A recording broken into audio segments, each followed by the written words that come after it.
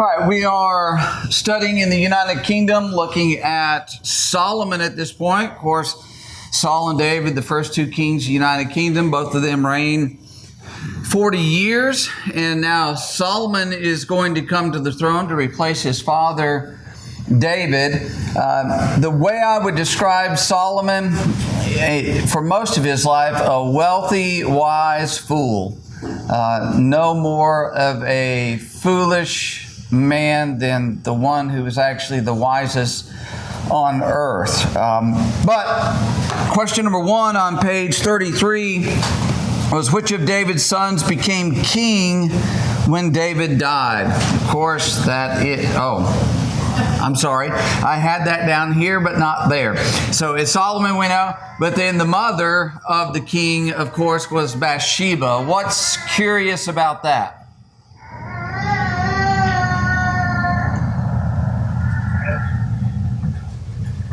What's that?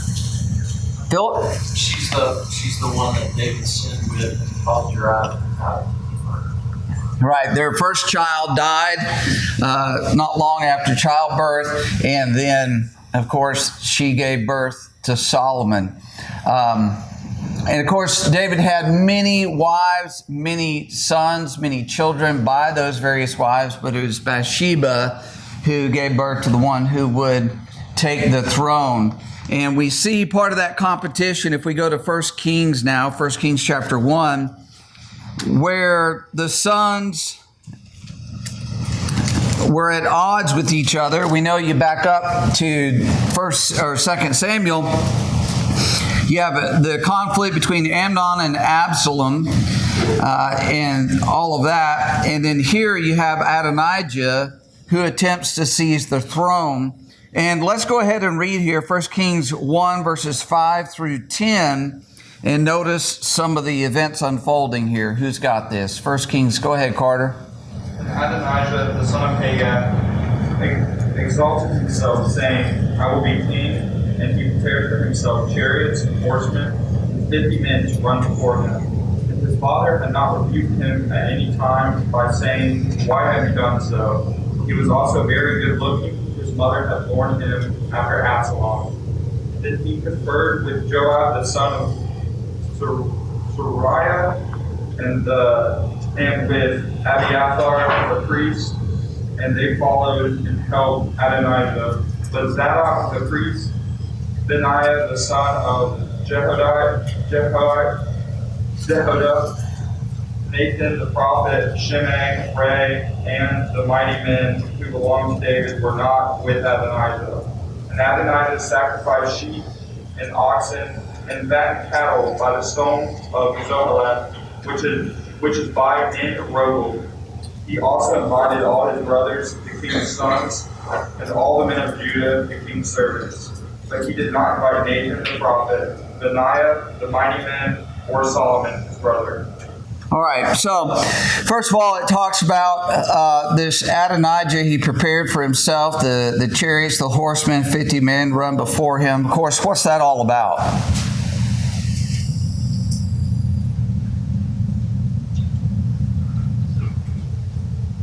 Being intended strength, showing strength. Okay, showing strength. Anything else? It's related to that. It's this idea of the entrappings of a king. What would a king have? He would have his, security guard. He'd have his, what we would say today, motorcade. He's got that going on, acting like he's trying to act like he's king in doing these things and showing that support that he would have. Look at me. This is rightfully mine, if you will. And so it mentions there, what is David not doing? He doesn't rebuke him at all. Yeah, why might he not rebuke him for this?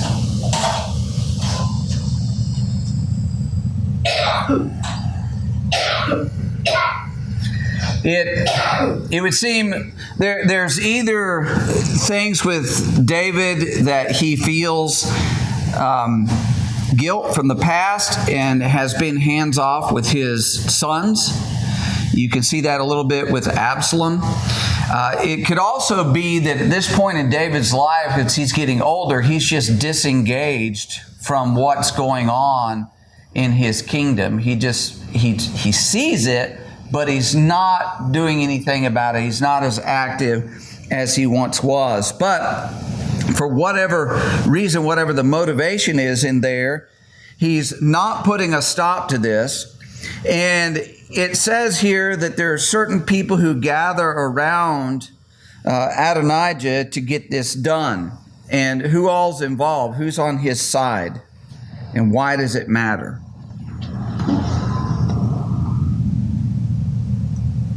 So verse 7, who's he conferring with? The priest. Okay, the priest. Why would he want a priest there? Abiathar. Phil? They're basically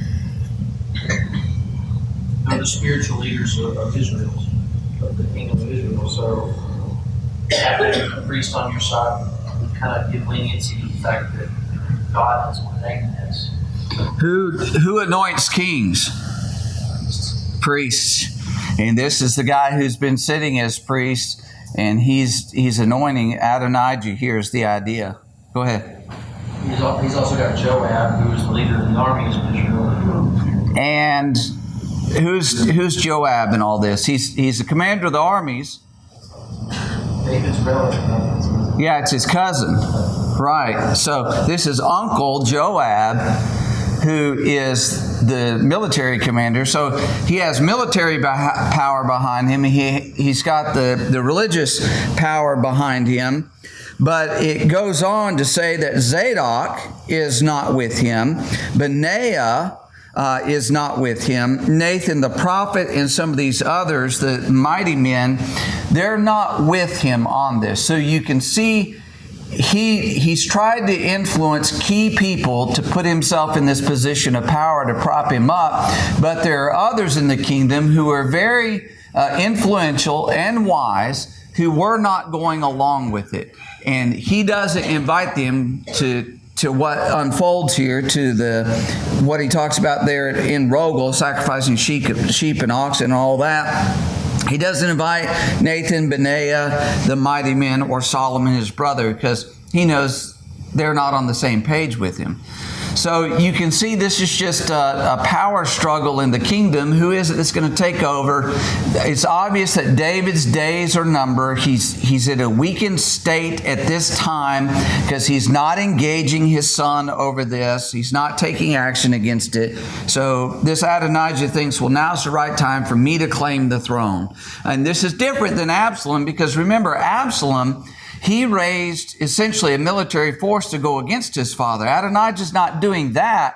He's just saying, hey, look at me, I'm king. I'm taking over when dad is gone. So Adonijah attempts that. Of course, as you keep reading down through here, and this is, by the way, this in Rogel is just outside of Jerusalem in the Kidron Valley down there. And so he's doing it near the capital, but not in the capital, if you will. So Nathan and Bathsheba, verse 11 down following, Nathan and Bathsheba intervene. And they go to David. They go to David one after the other.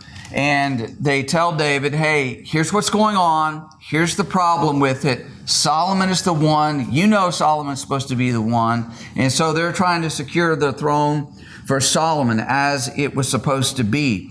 So Solomon is anointed at the end of chapter 1. And let's notice verse 33 in particular. Chapter 1, verse 33. Who's got that for us?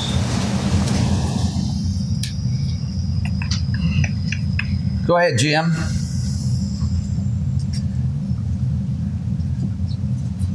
The king also said to them, take with you the servants of our Lord, and have Solomon my son ride on my own mule, and take him down to Gihon.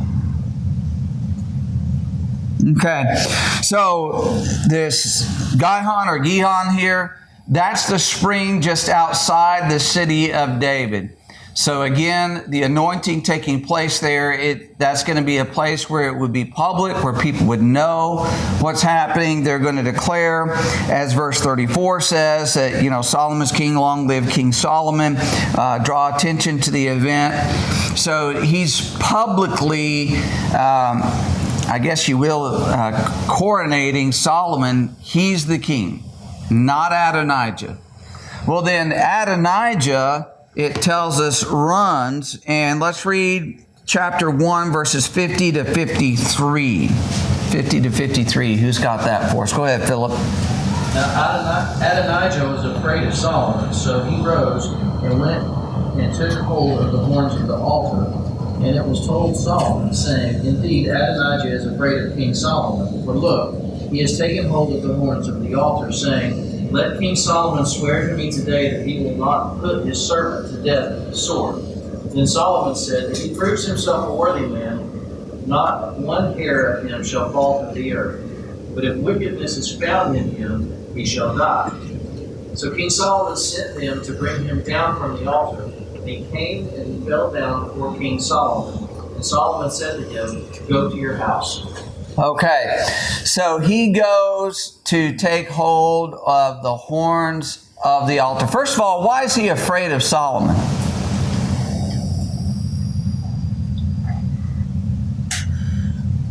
Tom? The fact that he knows that he's anointed, right? God recognizes that. It's always obviously the right way to do it. And your buddy, who's probably on his side, is now probably running. Okay, Ron, do you have something to add? Yeah, just to say that he would be the rightful heir or rightful king as Solomon. Okay, Philip? And it's obvious from his actions that Adonijah has aspirations for the throne. So since Solomon is now king, obviously Adonijah is a threat to his kingdom. Yes, it was not unusual for one who's enthroned to dispatch anybody else who would potentially threaten their throne, including relatives, half-brothers in this case. It wasn't unusual. It's not like our country that we get mad and we go on TV or the internet. I don't like this person. They didn't do that. They went and they got a sword and they dispatched them. Mike? It also shows you no matter what your way of picking your leader is, there's always going to be an argument about who the real leader ought to be. Yeah. We see that even today, we see that back then. Yeah. Men are powerful.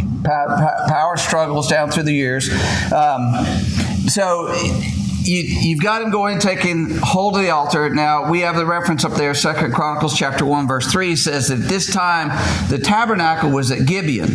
So this isn't Adonijah going somewhere in Jerusalem and doing this. He's running north to Gibeon, and he's going to where the tabernacle is, where that altar, the bronze altar is, and he's laying hold of that.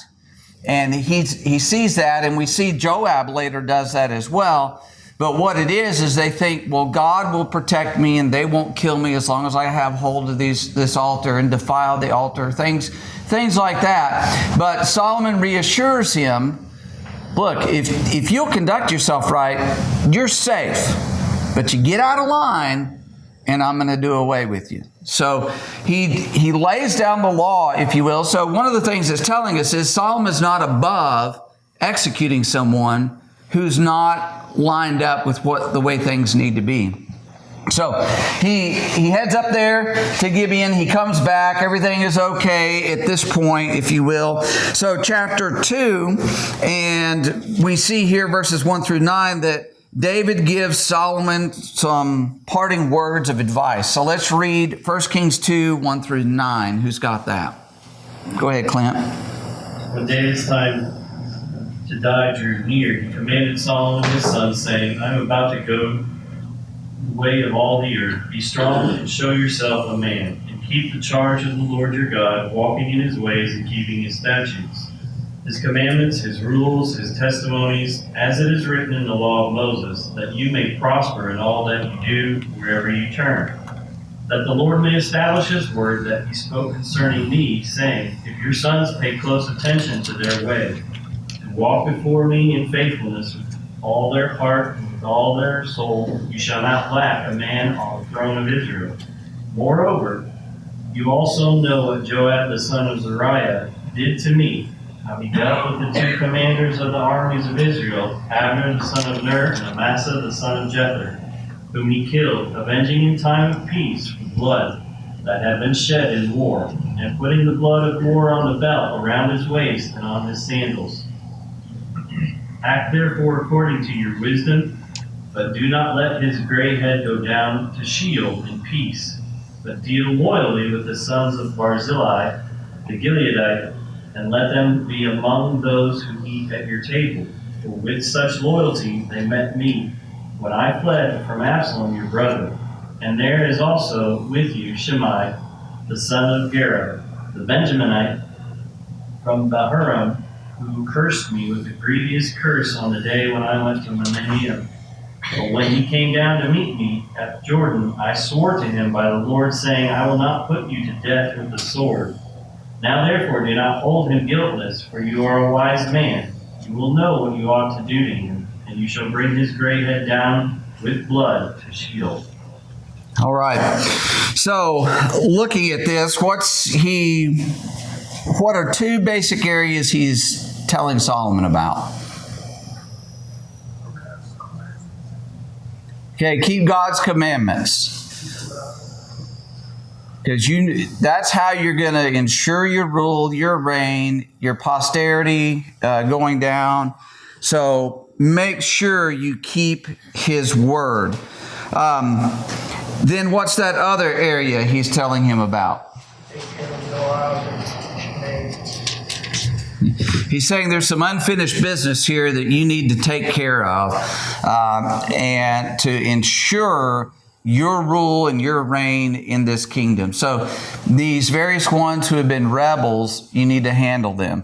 As you keep on going down, you see that Adonijah makes a second attempt by getting one of David's wives. After David dies, he gets one of his concubines, and it's an obvious play for the throne there.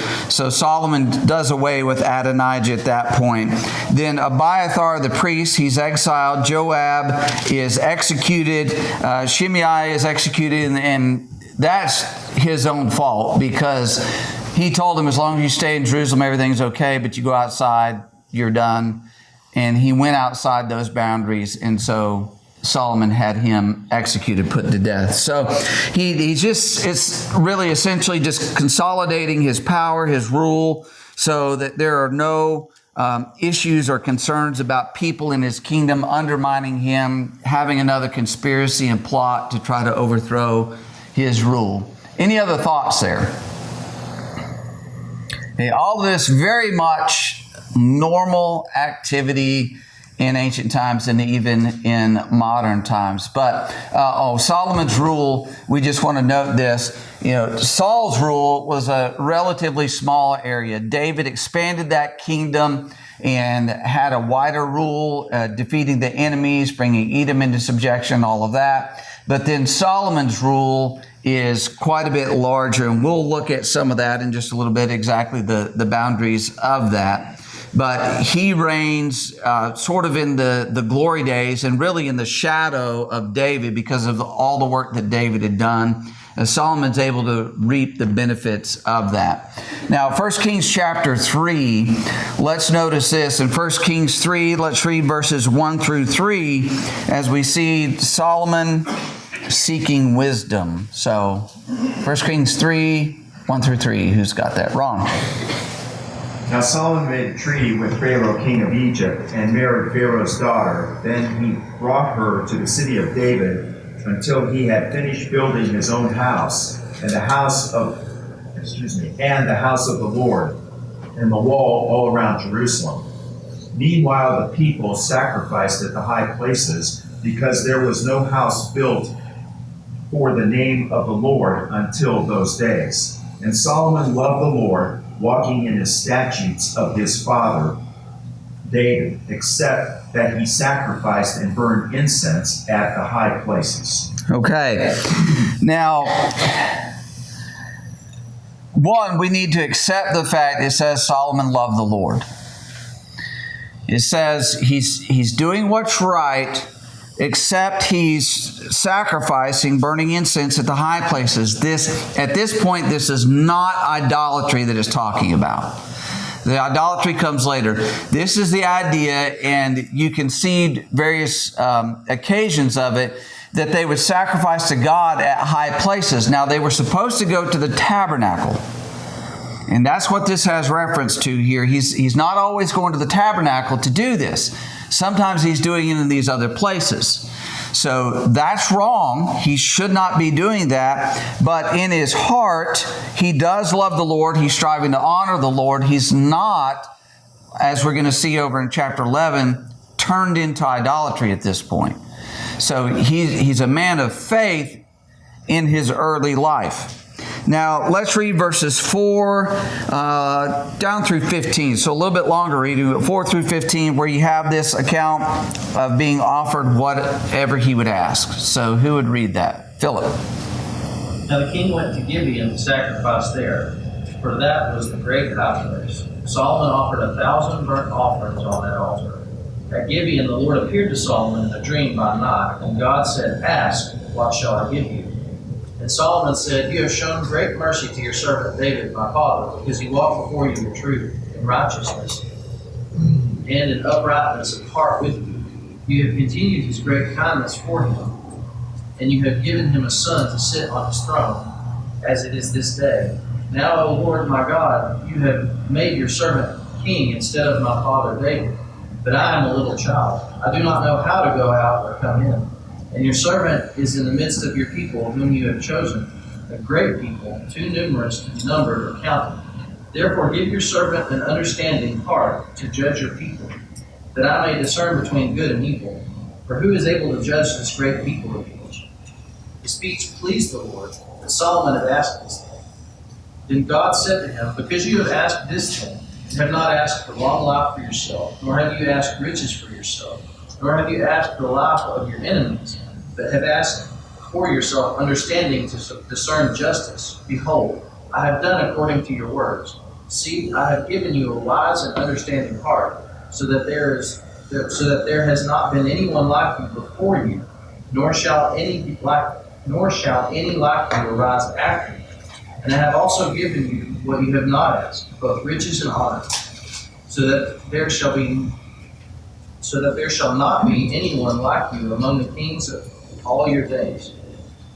So if you walk in my ways, to keep my statutes and my commandments, as your father David walked, then I will lengthen your days." Then Solomon awoke, and indeed it had been a dream. And he came to Jerusalem, and stood before the ark of the covenant of the Lord, offered up burnt offerings, offered peace offerings, and made a feast for all his servants. All right, so question number 3 on page 33 there is, where was Solomon when the Lord appeared to him and told him to ask for whatever he wished? Where was he? What does it say there? Okay, Gibeon. Just take a peek real quick, if you would like. 2 Chronicles 1. 2 Chronicles 1 verse 3, just to establish this, because you read about the ark in Jerusalem. Remember, David had moved the ark to Jerusalem, but then the tabernacle is at Gibeon. So 2 Chronicles 1 verse 3, then Solomon and all the assembly with him went to the high place that was at Gibeon, for the tabernacle of the meeting of God was there, which Moses, the servant of the Lord, had made in the wilderness. So usually, when we think about the tabernacle, we think of the ark being with the tabernacle in the Holy of Holies. At this time, though, it wasn't there. They were in separate places. And that's part of what needs to be rectified and will be rectified when the temple is built. But when it talks about in 1 Kings chapter 3, him going to the high place, again, this isn't an idolatrous practice. He's going to the tabernacle and offering up these sacrifices to God. He's striving to honor God at this point. So he's in Gibeon. Any thoughts there? So as he's down in Gibeon and offering up these sacrifices, he has a night of sleep. And the question number 4, of course, is what did Solomon ask, or for what did Solomon ask? course? Understanding. Understanding. Why is he asking for that understanding? We understand so that he can move the people. What's his concern? Carrie? Well, he recognizes that he's really very young and to have the kind of wisdom to make judgments over all of the issues that are correct for him. He's asking that wisdom. Yeah. Any other thoughts, John? So we know that David didn't tell his sons no. He didn't give his sons instructions on what to do in life. So Solomon is now taking this kingship with basically a mind of the discernment of a child. And he has this great people that can't be numbered in all this land, and he doesn't know what to do with it. So he said, please give me a mind of discernment so I'll know how to judge these people righteously and rule this nation righteously. Yes. Mike? He feels the weight of leadership. That's all we always say. I think that goes better than the ball. You actually get into a position where you are the leader. You start feeling that weight and you're responsible for other people, all the life that they have, everything. I mean, there's a lot that goes to leadership. Okay. Philip? I think it takes a certain amount of wisdom to realize that you don't have the wisdom that you need to do something. So, I mean, even in chapter 2, David calls him in chapter 2, verse 9. He says, about halfway through, he says, "For you are a wise man and know what you ought to do too." But I mean, so David realizes that Solomon already has some level of wisdom in him. So. Yeah, it took wisdom to recognize he didn't have what he needed to be able to rule. Paul? Yeah, he recognized himself. Solomon recognized himself. He did not have the knowledge to rule. Yeah, he had an honest assessment of himself, didn't he? He sure did. Caesar? That kind of guy, God values humility and service to others, all for you. Okay, I'm glad you mentioned that. That's one of the things I wanted to note here. He's not asking things for himself, really. He's saying, I want this wisdom, I want understanding, so I can look after your people, the people of God. So he's thinking about honoring God and taking care of the people. This isn't a selfish request when he's asking for wisdom. And it's interesting, you go over to the book of Proverbs and time and again, how wisdom is exalted above all other things, essentially. It's better than rubies and silver and gold. You want wisdom. All those other things are really irrelevant. A fool can have money as well as a wise man, and that the money doesn't help the fool. So you want wisdom above all other things. Any other thoughts on that? John? So God is looking for people to act righteously in His kingdom, and this is what James says in James 1:5, where he says that if any of you lack wisdom, ask of God, He will give it to you generously. He's going to give you what you ask for, because God is looking for people who are going to act properly in the kingdom. That's what that wisdom is going to do. Exactly right. So we need to have that same spirit, that same mindset and attitude that we need to gain wisdom and godly wisdom so that we serve God well and we serve His people well. Any other thoughts on that? All right, so what did God give Solomon? What He asked for. What He asked for and then some. Ron, do you have more? I was just going to comment on that. Not only did He grant wisdom, but God was very pleased, as we have just been discussing, that His heart was turned toward Him to seek wisdom, to lead His people, which is His objective and purpose. And Solomon well understood that. But then, of course, He blessed him physically, as we noted, and even as you recognize the size of the kingdom and all the authority that came with that. So God greatly blessed him because his heart was in the right place. Exactly right. And these blessings, as you read about them from the wisdom and all these other things, they're super abundant. It's not like God gave a little. God gave a super abundant amount of these blessings to Solomon, to where even today, people who are not very familiar with the Bible will reference Solomon in wisdom and wealth and glory. I mean, it's there, so powerful. I mean, it's woven into, if you will, human culture, almost, not quite as much maybe, as things like the flood and Sodom and Gomorrah, that people know about this man and the wisdom that God granted to him. So as you think about that, the Lord promised all these things. Let's jump forward to chapter 4. Again, let's measure the kingdom out here. Verses 20 and 21. 20 and 21. Who's got that? Yes, go ahead, Ron. Ask a question, please, before we proceed. So as you mentioned in the Gibeon, and the tabernacle is there, Solomon has this dream, and all these things are revealed to him in the dream by God. And then he goes to Jerusalem, to the Ark of the Covenant, and offers sacrifices. What might we conclude from that? I mean, was it revealed to him that this is the proper way that you should be worshiping me? Or do you have thoughts that you might share with us? I wish I did, Ron. No, the best I can figure out is you got the altar burnt offering down there, and he knows you need to offer sacrifices there. But then you go to the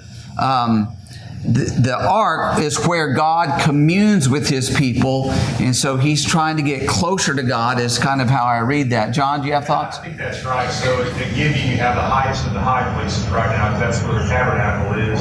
As you said, the ark had been taken to Jerusalem, but we see this transfer that's starting to happen right now, where things are transferring to Jerusalem. He did those thousand sacrifices, which was big and costly, but it was an honor to God for him to do that. And now we see this transfer of God going into Jerusalem and being Zion. Yeah, of things being pulled together at this point. Go ahead. I recognize that's the case, but I'm trying to understand, did he come to that realization himself, or was that revealed to God? That's what I'm seeking to know. What, Yeah. having insight into that? I don't have any insight into that right now. But if we come up with something, you let me know, I'll let you know. Yeah, you're welcome. You're welcome. So, in chapter 4, it outlines there in verses 20 and 21, in particular, the boundaries of his kingdom. And let's look at that here. Who's got that? Go ahead, Carter. Judah and Israel were as numerous as the sand by the sea in multitude, eating and drinking and rejoicing. So Solomon reigned over all kingdoms from the river to the land of the Philistines, as far as the border of Egypt. They brought tribute and served Solomon all the days of his life. All right, so Judah and Israel, this is a time when the writer of this understands there's a division in the kingdom, so likely written when that division came, but it's noting, Judah and Israel are together here. They're numerous. God's blessed them. They're rejoicing. This is the golden age, if you will, of the kingdom. And Solomon reigns, it says, from the river, which is, of course, what? The Euphrates. And you can see that on the northern part of the territory outlined there in pink. That's the Euphrates River up to the north. And then it says to the river of Egypt, or the border of Egypt, which also is the river of Egypt. Again, that's not the Nile. I think our minds immediately go to the Nile when we think about Egypt and river, but it's a river that's on the northeast side part of the Sinai Peninsula, the river of Egypt. That traditionally has been the border of Egypt. And notice that it goes all the way down to Ezion Geber, the northern part of that Gulf of Aqaba there. So they've got a seaport on the Red Sea as well as seaports out there on the Great Sea, or the Mediterranean Sea as we know it. So he has a very extensive and large kingdom, and so that's the extent of the kingdom. We've answered that question. Where does Solomon send 10,000 forced laborers every month to cut cedar and cypress trees? To Lebanon. What's he doing all that for? Okay, there's the temple. What else is going on? His house, his wife's house, and another house. I mean, you got the pillars. You've got all these different places that he's making, the hall of judgment. So let's kind of jump through these. 1 Kings 4, verses 26 to 28. Let's just notice this abundance. Who's got that? 1 Kings 4, 26, 28. Tom. Solomon also had 40,000 stalls and horses for his chariots, 12,000 horsemen. Those officers supplied provisions to King Solomon, for all who came to Solomon's table, wanted each one in his money. They let nothing be lacking. Barley also, straw for the horses, Swiss steeds they brought to the places were required, each according to his duty. All right, so you've got the mention of 40,000. There are other texts that talk about 4,000, which is probably the more correct one. But whichever number it is, he's got a lot of stalls for his horses. He has horsemen. He's got the chariots. He's just showing the size of this military of that part of it, because you would have foot soldiers on top of this. This is a significant force that he has here. And then it talks about how he's got these governors, these officials that are under him and subject to him, that are sending supplies and things. So he has no lack of anything at this time. If you notice chapter 10, jump forward with me to 1 Kings chapter 10 and verse 14. 1 Kings 10, verse 14. Who's got this? Ron? The weight of gold that came to Solomon yearly was 666 talents of gold. Okay. 666 talents of gold. What's a talent? Does anybody know? Tom? Like print here says 75 pounds and 34 kilograms. Okay, this isn't a coin. Right? This isn't like he's got this coin that he's just carrying around in his pocket, and he's got 675 pounds. So then if you do troy ounces, all those kinds of things, it's talking about billions of dollars of revenue in gold alone that he's bringing in. That's on top of the wheat and the barley and the food and all these other things that are coming in. This is just that yearly tribute that's being sent to him and the money that's coming in. Jump down to verse 21. Ron, you want to get that as well? Yes. All King Solomon's drinking vessels were gold, and all the vessels of the house of the forest of Lebanon were pure gold. Not one was silver, for this was accounted as nothing in the days of Solomon. And verse 24, or 27. The king made silver as common in Jerusalem as stones, and he made cedar trees as abundant as the sycamores which are in the lowland. Okay, so can you imagine silver being like stones? It's just saying the wealth is so overwhelming that people look at, a chunk of silver like they look at a rock. I'm not even going to bend over and pick it up. Why fool with that when I'm so extremely wealthy? So it's a little hard for us to wrap our mind around how great it was. But this goes back to when Solomon asked for something, he asked for wisdom. And there's a period of time when he's ruling in his kingdom, he's ruling per God's will according to God's law, honoring God. He's influenced the nation in that direction. And then look at the result. There's great wealth, there's abundance, there's strength, there's stability, there's peace. All of the kingdom is prospering in that circumstance. And when we follow God's will, if we do it as a nation, then God blesses us. It's a principle.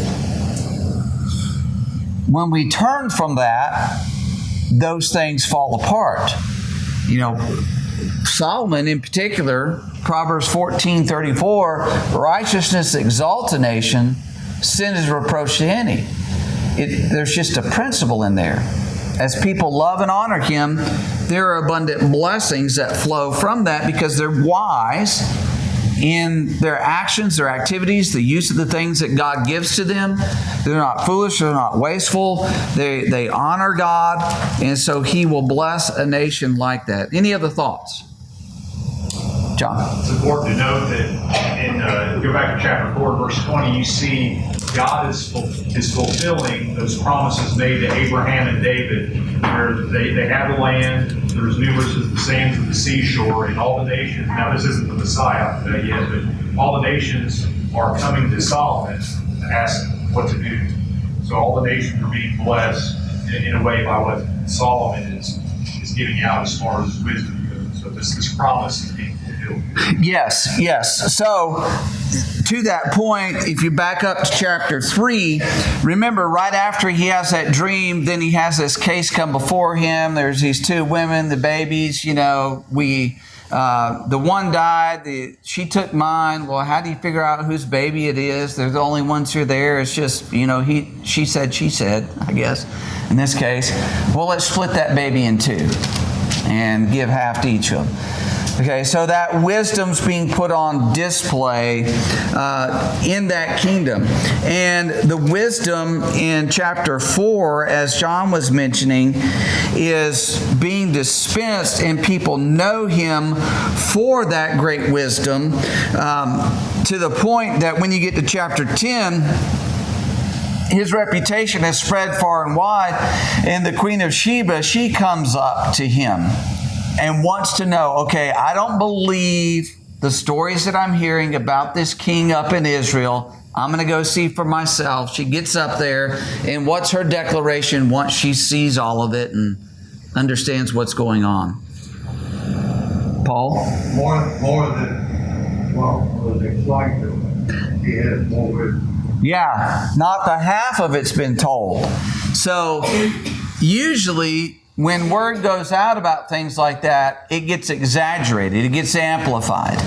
And she's saying, what I've heard, all these stories that led me to make this journey here, I haven't even heard the half of it.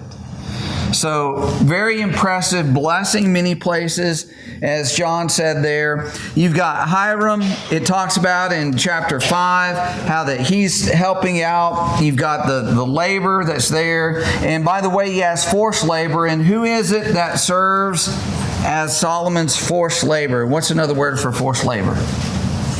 Slaves. Okay, who serves as Solomon's slaves? Anybody remember? It says all of Israel, so 30,000 Israelites are now slaves in verse 13. Okay, so he has people who are working for him, laboring for him.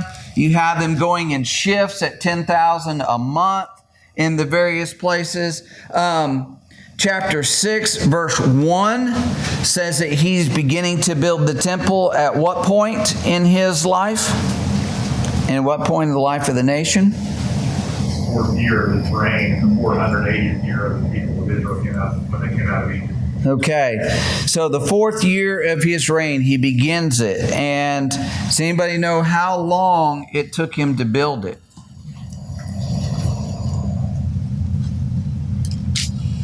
Chapter 6, verse 37 and 38. 1 Kings 6, 37 and 38. Okay, 7 years to build it. One of the reasons it took 7 years, of course, he has all these things that are in there But it also says in chapter 6, verse 7, the temple, when it was being built, was built with stone finish at the quarry, so that no hammer or chisel or any iron tool was heard in the temple while it was being built. Does that impress anybody? Okay. Stephen, that's a feat that is just hard to comprehend. To have that ability, precision, to have everything so precise that when it goes on site, that there is no utilization of tools other than just pure assembly. Okay. Who's built their own home before? Or any, like, very real structure? Yeah. Today, I would say there's homes, you just don't build it without making some very bad mistakes in measurements and things like that. You just, need to trim a little more off of this. And so while you may be trimming stuff out front, you get it to the back, well, it doesn't fit quite right. You might take a saw and work on it there and get it just right where it needs to be, or it's a little long, so I'm going to take that hammer and just force it into place. Things like that. But to Ron's point, the